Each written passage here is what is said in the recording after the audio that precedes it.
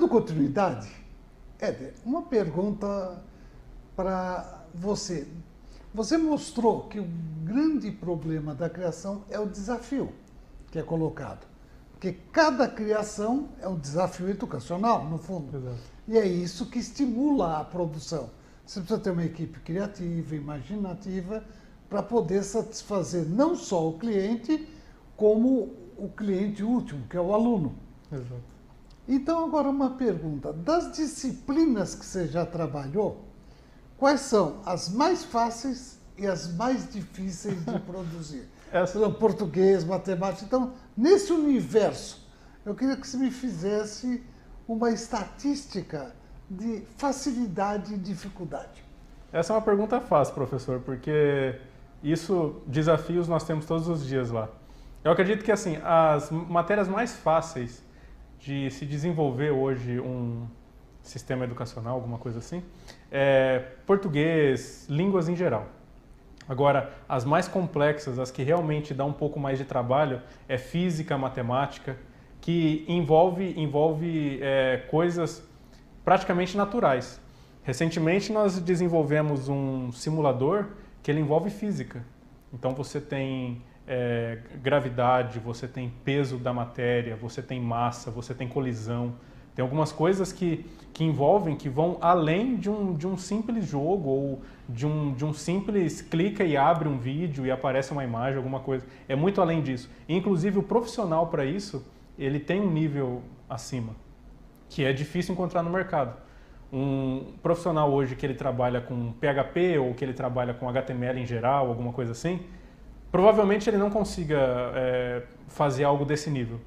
Teria que ter um tipo de conhecimento de JavaScript ou alguma outra linguagem, um Java, talvez, algo mais avançado para conseguir atingir, porque a complexidade, a diversidade de formas de fazer isso são muito grandes. Então hoje eu digo que assim, línguas, e talvez eu acho que química talvez seja fácil, história geralmente são infográficos, porque é a parte cronológica, né? Você tem aí todo geralmente são datas e eventos, então são coisas também relativamente simples. Geografia entra muito mapas, né? Entra muito aquela parte de que você clica em alguns elementos e arrasta eles para dentro de um mapa ou de alguma outra coisa do tipo. Tem solo, tem... Então, eu digo que hoje o que dá mais trabalho para a gente, assim, mas que fica uma produção muito mais rica, eu digo que são exatas. Exatas e física, talvez um pouco de biologia, mas física e matemática são as mais complexas, com certeza. Inclusive, para você produzir física, o nível de simulação tem que ser extremamente técnico. Você precisa de alguém que conheça engenharia, que estudou física, química, sim, e esteja ligado à tecnologia para produzir. Exato. Eu também, às vezes, trabalho com produção, eu sei que essa área é realmente complexa. A única coisa que me surpreendeu, eu sou também professor de língua portuguesa, dizer que língua portuguesa é fácil. Eu raramente vi softwares realmente que estão integrados com a língua para ser aprendido. Em geral, quase tudo que eu vejo no estudo de gramática, as coisas, eles são normalmente apenas para memorizar, eles não fazem parte de um conteúdo. Eu não conheço gráficos que vão ensinando a estrutura da língua portuguesa, mas isso não é culpa sua. Exatamente. Eu acho que as próprias editoras, sim, os livros, carecem muito de trabalhar a estrutura da língua portuguesa. Por exemplo, uma coisa interessante, que também no caso da língua portuguesa eu vi muito pouco, é o trabalho com textos. Porque o texto daria para fazer um trabalho maravilhoso de um game. O próprio texto já é um game. Só que o pessoal não aproveita, raramente aproveita esse instrumento para entendimento de texto e depois para tirar a gramática dali.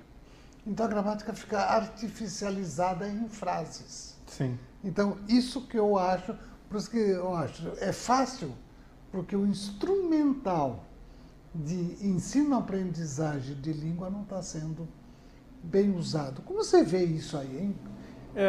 Daquilo que você já fez e daquilo que te pediram para fazer. Isso que o senhor acabou de mencionar é totalmente verdade. O que chega para a gente de conteúdo, de língua, no geral, são coisas mais para fixação. Então você tem poemas, você tem letras de música, você tem preenchimento de lacunas, mas são coisas relativamente fáceis. Não tem, por exemplo, eu vi recentemente um que eu achei muito interessante, que o aluno aprendia a fazer redação. E assim, o conteúdo, a mecânica foi muito legal, porque o professor ele passa os caminhos para o aluno, mas quem tem que corrigir a redação depois é o aluno. Eu achei isso sensacional. Só que para a gente acaba não caindo muito desse tipo de conteúdo. Porque as editoras elas estão preocupadas em fazer algo mais voltado para a parte de exatas, alguma coisa assim. Na parte de língua em geral, são coisas mais para fixação mesmo. Apesar que já pegamos também alguns projetos de língua, de português, de espanhol, inglês, né? Que o sistema de ensino era mais rico. Mas por mais que ainda seja com uma forma de conteúdo mais avançado, a complexidade programática disso em relação a um simulador ainda é bem menor. Porque o que depende muito é na hora da concepção, é na hora da roteirização. O que pega de verdade é a ideia. Se essa ideia ela vem bem fundamentada lá no começo, para você programar isso depois, a hora que já está com todas aquelas etapas que eu acabei de mencionar, ilustração, a parte de aprovação do cliente e tudo mais, quando chega na parte de desenvolvimento, toda essa ideia conceitual ela já foi criada. Então, para você chegar até o projeto final é mais simples, é mais fácil. Agora, quando é um simulador, alguma coisa do tipo, não basta só ter os dados, não basta só ter as informações. Você tem que realmente saber como desenvolver aquilo para chegar para o aluno de uma forma que fique o mais próximo da vida real possível. Um simulador, por exemplo, que você coloca água e você coloca o fogo e espera que aquela água ela evapore e mostre quais são cada elemento da água, enfim. Isso daí, para chegar mais próximo da vida real, é algo muito complexo, é difícil de fazer. Agora, por exemplo, um aplicativo ou algum sistema ou algum projeto que seja de português, por exemplo, usando esse exemplo que eu dei, que é de criação de redação, onde o professor ele ensina como o aluno corrigir, isso daí, o conceito é muito rico. O conceito, a ideia é muito rica. Mas na hora de programar, eu não preciso de um programador tão experiente para poder fazer, porque o que realmente enriqueceu esse conteúdo foi a ideia inicial e não a programação em si. No caso de um simulador, se você chegar com uma ideia muito boa e o programador não souber programar, também não adianta, vai ficar no papel e nunca ninguém vai ter acesso a isso. Exatamente. No fundo, você está colocando o problema da criação de qualquer atividade tecnológica. E aí vem a pergunta, a partir disso que nós estamos conversando. É muito comum todo professor ter uma série de ideias de como enriquecer com jogos. Mas só que uma ideia nem sempre é plausível. Porque se você não tiver um design instrucional a respeito do processo, aquilo pode ficar totalmente perdido no trabalho. Por isso que a primeira pergunta que nós fizemos no primeiro bloco foi das fases. Porque se você não tiver um bom projeto, dificilmente o resultado vai ser o quê? Adequado. Sim. Ou ele vai ficar artificioso, artificial, ou ele não vai conseguir o que pretende. Então, eu queria saber o seguinte, de você nisso aí. É comum as pessoas que vão fazer o projeto terem clareza de todo esse processo ou vocês têm que interferir a todo momento? Como é esse trabalho da relação com o cliente, com o professor, para a produção? Porque eles querem algumas coisas, primeiro, que são inadequadas. Às vezes, eles não têm ideia, eles têm uma ideia geral e não sabem qual vai ser o resultado daquilo. Então, eu queria saber como que vocês enfrentam esses problemas e como que eles são e se realmente existem e como você resolve. Esse é um problema que ele é comum assim no nosso dia a dia. Cada novo projeto que chega, seja ele somente a ideia, seja ele já o roteiro pronto, sempre existe essa intervenção, sempre existe essa hora que nós paramos e temos que ligar para o cliente e falar, olha, é o seguinte, essa ideia é muito interessante, mas o resultado final pode ficar aquém do que você espera. Então, lá dentro nós temos designer instrucional que faz essa ponte entre a ideia do professor, o roteiro que chega para a gente, até a hora que esse projeto realmente ele vai ficar executável para o aluno.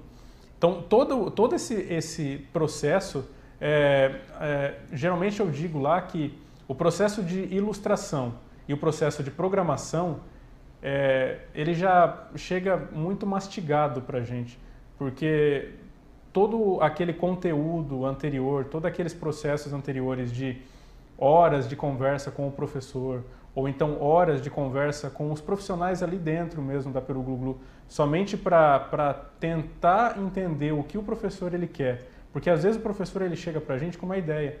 Olha, eu quero fazer um jogo de fases, tipo Mario Bros, para, sei lá, para uma matéria qualquer. Pode ser inglês, pode ser química, física, alguma coisa do tipo.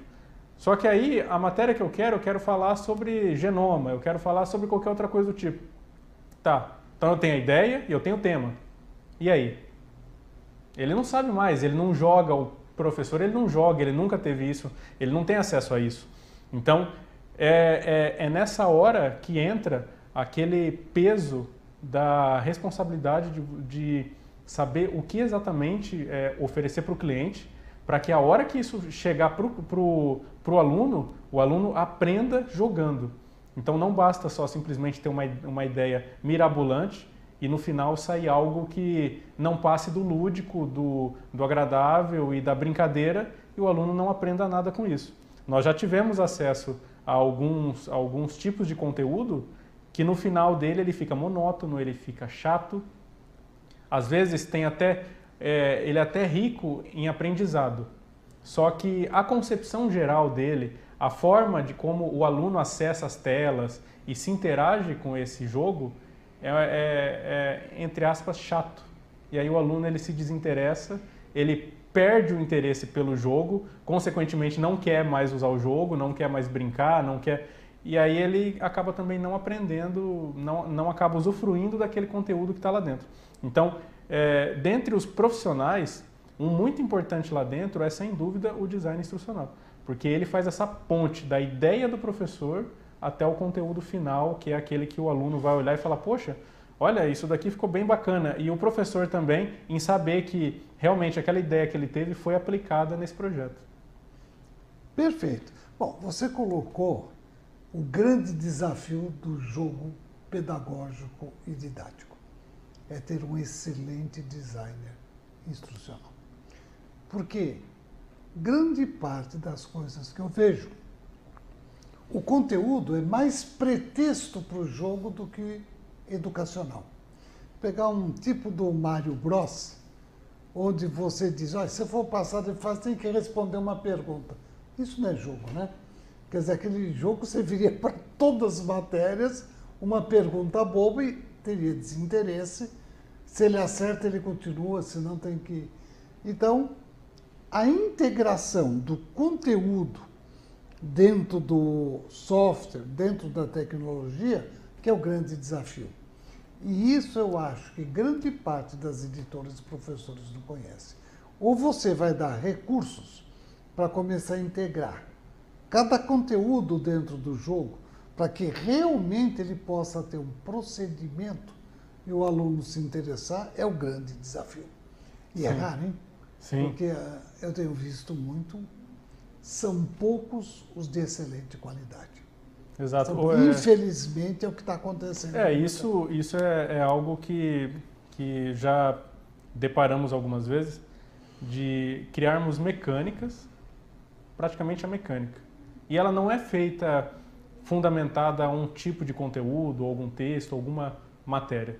É criada uma mecânica e aí com isso é aplicado qualquer matéria que tem lá. Essa aqui acho que é interessante pegar um jogo e a gente coloca lá. E realmente acaba sendo isso. Assim, entra uma pergunta, que é um tipo de mecânica genérica que você aplica qualquer tipo de matéria nela, qualquer tipo de conteúdo e tudo mais.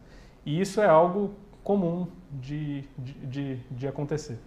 Agora, o que é realmente assim, preocupante é o fato de que usar mecânicas para diversos tipos de matéria, isso pode fazer com que o aluno também ele se frustre lá na frente, porque ele pensa assim, poxa, mas esse joguinho eu já vi ele em química. Aí fala, mas esse aqui eu vi em matemática, e a mesma coisa. Então, fala, pô, mas esse aqui eu já passei, eu já sei até como que resolve. Então, é algo que tem que ser muito bem pensado.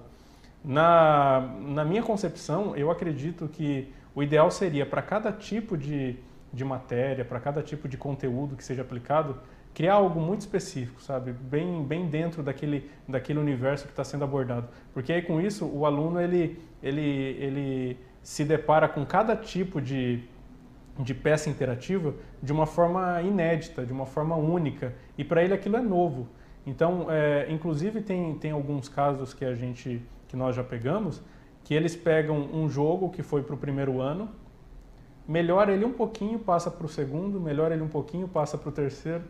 Qual que é o conteúdo, qual que é a riqueza de aprendizado que esse aluno terá nesse decorrer desses anos? Ele vai olhar e falar, mas o ano passado eu já vi esse joguinho, a única coisa que mudou é que esse aqui agora tem um pouquinho de tela a mais, sabe? Então, é algo que... É aquilo que eu disse lá no primeiro bloco. Existe um empenho do governo, das editoras, para tentar melhorar a educação, mas ainda existem coisas que precisam ser abordadas de uma forma... Essa gamificação, trazer os jogos para a educação, é algo sensacional, que na minha época não tinha. Mas tem muitos profissionais da área que subestimam o poder que isso tem em relação a um aluno. Tanto que lá dentro, lá na Peru Glu Glu, nós desenvolvemos isso pensando nisso, pensando que cada conteúdo ele tem que ser feito com o coração mesmo, porque isso daí vai impactar no intelecto daquele aluno. Então isso é muito importante que cada profissional envolvido nisso saiba que não é simplesmente um projeto que você está envolvido. Você está envolvido num futuro que você está ditando para aquele aluno. Perfeito. Quer dizer, a coisa mais importante que você colocou é esse final. Não adianta criar objetos se um aluno não se interessa. Se interessa uma vez, depois perde interesse, exato, ele não fará e aquilo vai perder a aprendizagem. A sua área tem que ser fundamentalmente criativa e sempre criando novidades. E a novidade dentro de cada faixa etária adequada a ela. Infelizmente acabou o programa, vamos voltar na quinta-feira e pode se despedir, Éder, e muito agradecido pela sua presença hoje aqui. Eu que agradeço pela participação, professor, estou muito feliz por estar aqui, lisonjeado por estar aqui do lado do senhor, e eu espero que a educação aí, ela evolua tanto quanto a tecnologia, e estamos aí, né? O que pudermos contribuir para essa evolução, com certeza isso será feito. Muito obrigado e sucesso aí para o programa, para a TV. Muito agradecido, Éder. Espectador, até a próxima quinta-feira.